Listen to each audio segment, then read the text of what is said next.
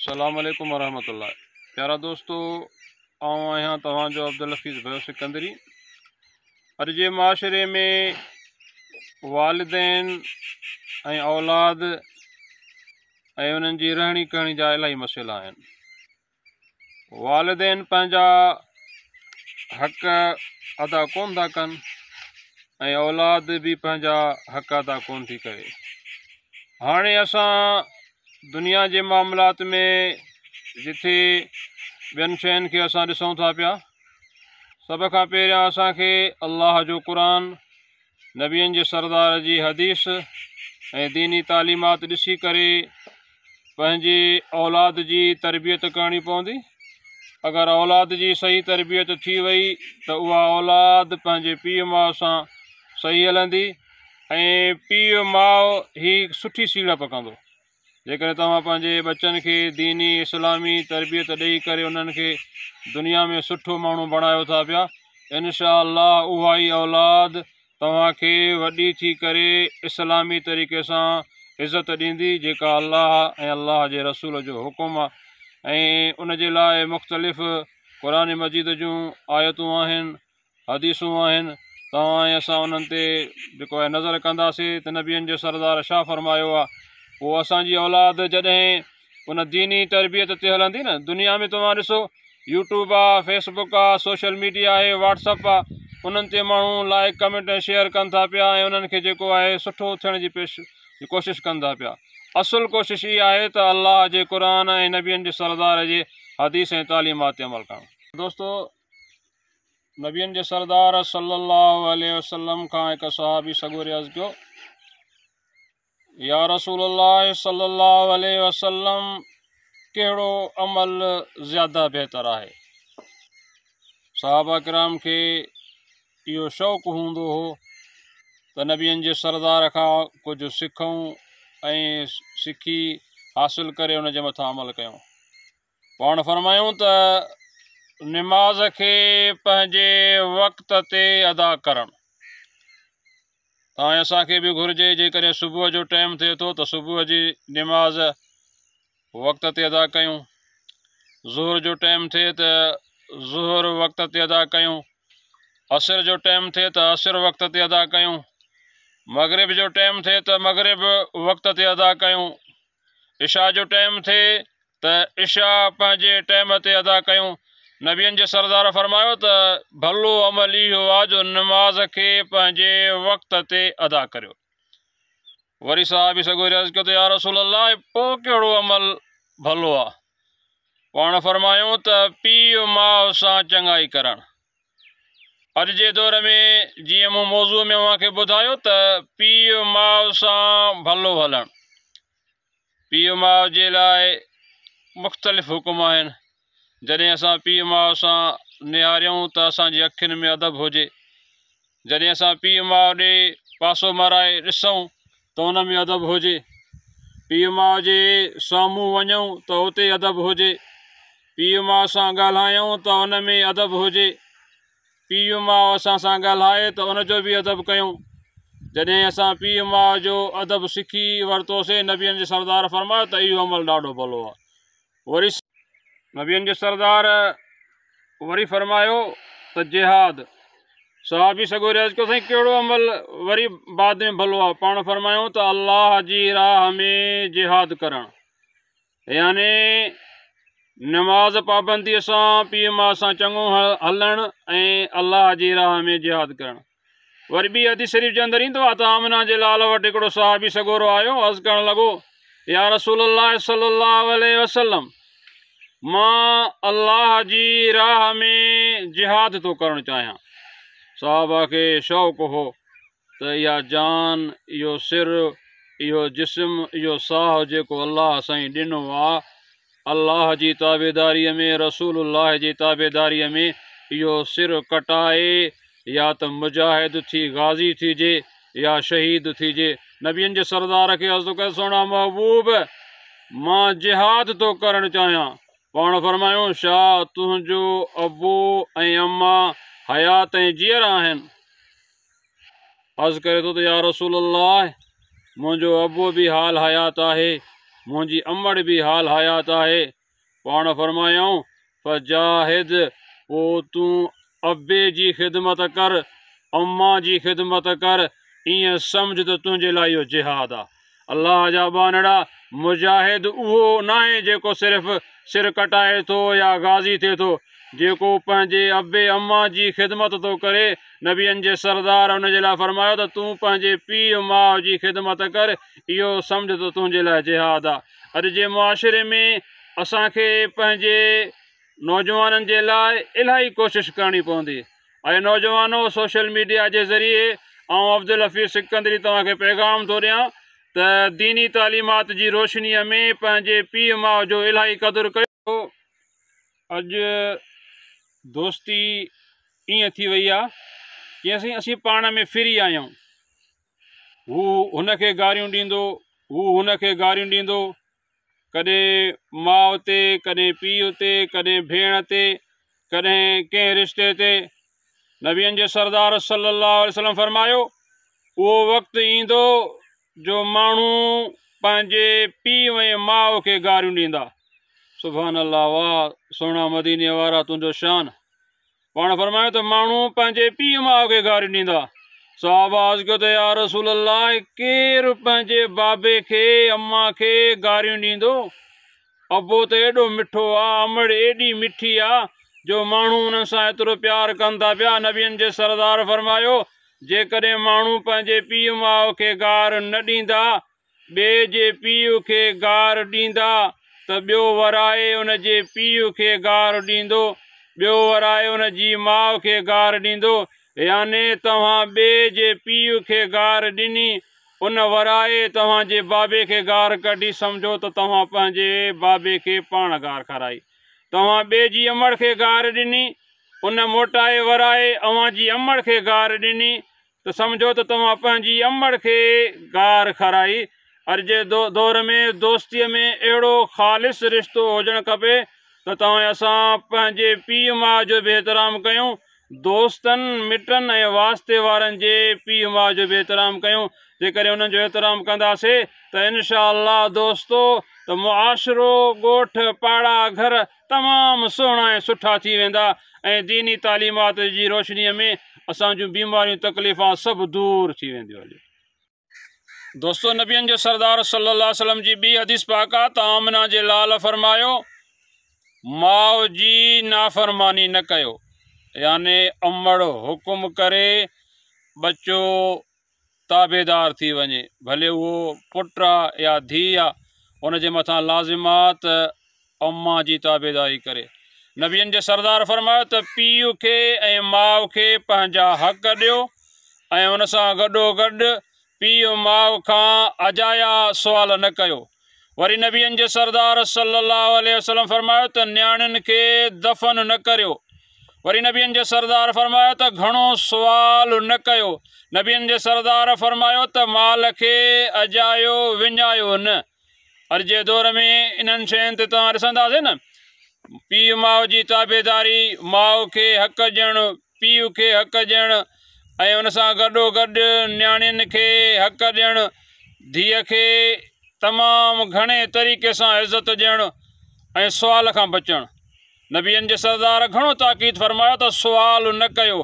अॼु तव्हां असां हिक ॿिए खां सुवाल कयूं था। अलाह जा बानड़ा, जेकॾहिं तव्हां असां अलाह जा मोहताज थी सोणे रब खां सुवाल कंदासीं त अलाह साईं पंहिंजी महिरबानी सां घणो कुझु अता कंदो।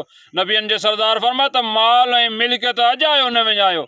याने जंहिंखे अलाह साईं रोज़ीअ में बरकत ॾिनी आहे या जेका बि रोज़ी आहे उहा सुहिणे तरीक़े सां ख़र्च कयो, सुहिणे तरीक़े सां खपायो, उनखे अजायो न विञायो। जेकॾहिं अजायो विञाईंदो त इहो बेकार अमल आहे। दोस्तो, ही दीनी मालूमात आहे जेका तव्हां असां ॿुधूं था ऐं शेयर कयूं था। ही यूट्यूब जे ज़रिए मुफ़्ती अब्दुल हफ़ीज़ भयो सिकंदरी तव्हां दोस्तनि खे पैगाम थो ॾिए त तव्हां पाण बि ॿुधो ऐं इनखे शेयर कयो ऐं दोस्तनि ताईं पैगाम पहुचायो त जीअं तव्हां असां पंहिंजे पीउ माउ जो घणो एतिराम करे सघूं। रिश्ता ऐं मिटियूं माइटियूं, तव्हां असां रिश्तनि में हिक ॿिए खां इलाही परे थींदा था वञूं। अगरि पीउ माउ जी तालीमात ते अमल कंदासीं त पीउ असांखे सेखारींदो त हीउ चाचो अथव, ही बाबो अथव, ही मिट अथव, ही माइट अथव, हिन सां बिरादर हीअं रखो, हिन सां तालुक़ हीअं रखो, हिन सां रिश्तो हीअं रखो।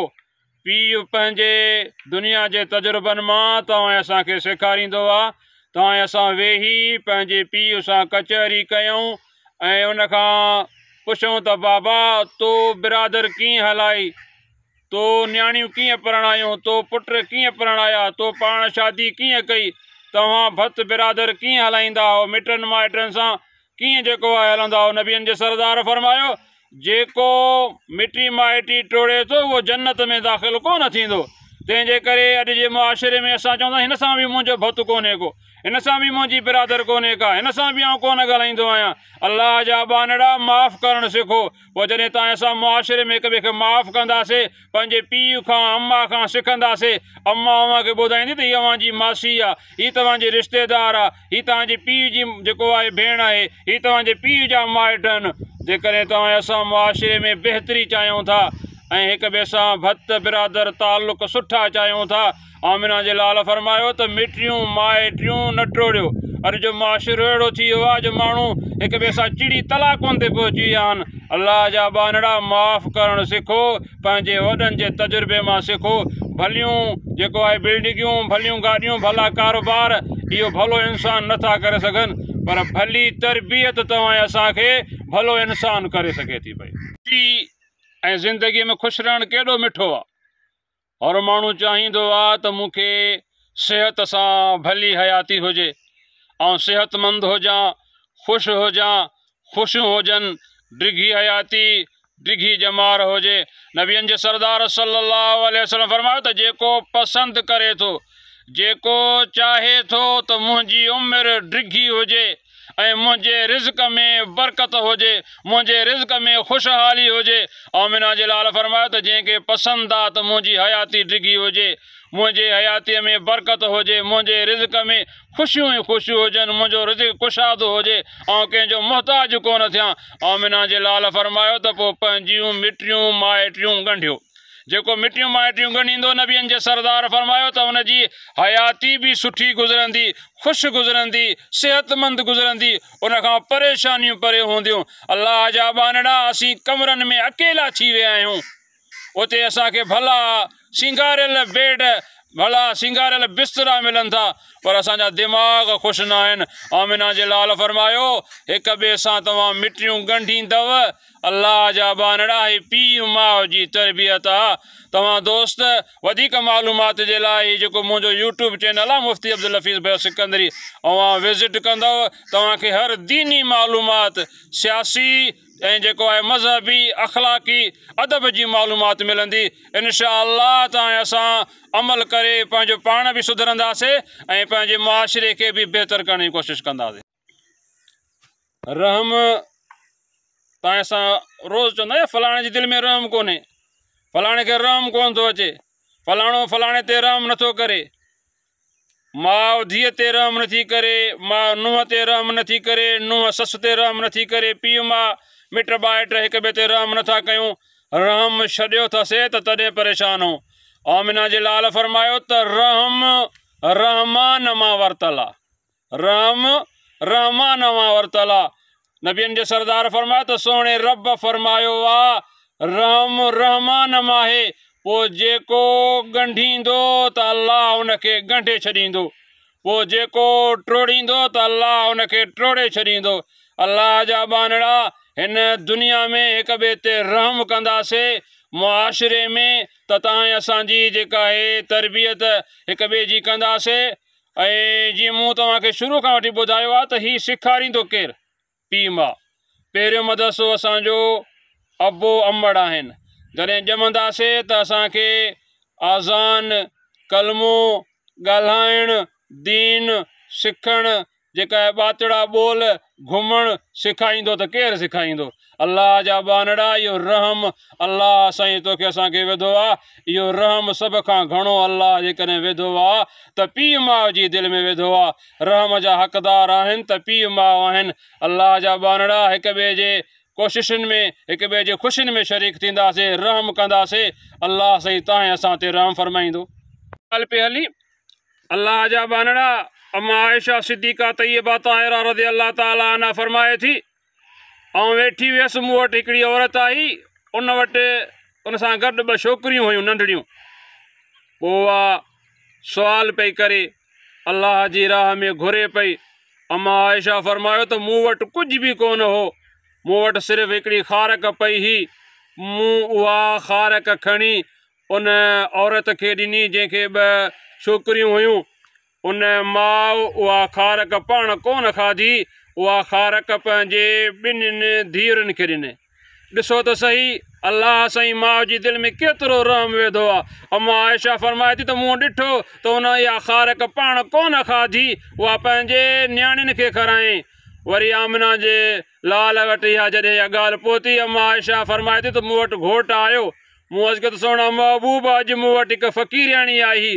औरत उन सुवालु कयो मूं वटि कुझु कोन हो हिकिड़ी खारक हुई मूं खारक उनखे ॾिनी उहा खारक उन पाण कोन खाधी पंहिंजे ॿिनि धीअरुनि खे ॾिनई पाण फरमायूं अल्लाह सुब्हानहू व तआला ही सुहिणो अमल फरमायो आहे त जेको पंहिंजी नियाणियुनि जी सुठी तरबियत कंदो उन्हनि जी सुठी परवरिश कंदो अल्लाह सुब्हानहू व तआला उन जे ऐं दोज़ख जे दरमियान परदो विझी छॾींदो अल्लाह जा बानड़ा पुट हुजनि या नियाणियूं हुजनि पीउ माउ उन्हनि जी सुठी तरबियत करे थो पियो त तव्हां ॾिसो त हीउ केॾो रहम आहे माउ पाण जेका आहे पिने थी पई पर पोइ बि पिनी बि पंहिंजे बचड़नि खे खाराए थी पई ऐं बचड़ो पंहिंजे पीउ माउ सां प्यारु कयो उन्हनि जे मथां रहम कयो जेकॾहिं उन्हनि ते रहम कंदो त अल्लाह तव्हांखे कामयाबी अता फरमाईंदो रहमत जी ॻाल्हि पे हली नबियनि जे सरदार फरमायो त अल्लाह सुब्हानहू व तआला वटि रहमत जा 100 हिसा आहिनि 100 हिसो रहमत आहे अल्लाह साईं 99 हिसो